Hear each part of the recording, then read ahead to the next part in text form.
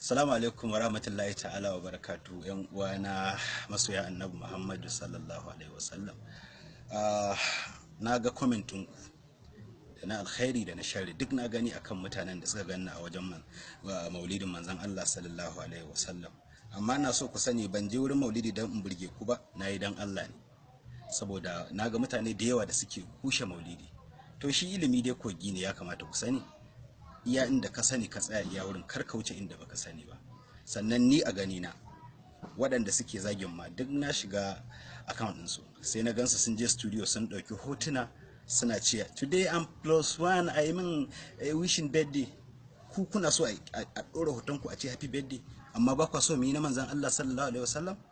To ni ina ganin da in yi wishing ɗin birthday ɗin kaina ko naka ko naki gara in yi na manzon Allah sallallahu alaihi wasallam. Don haka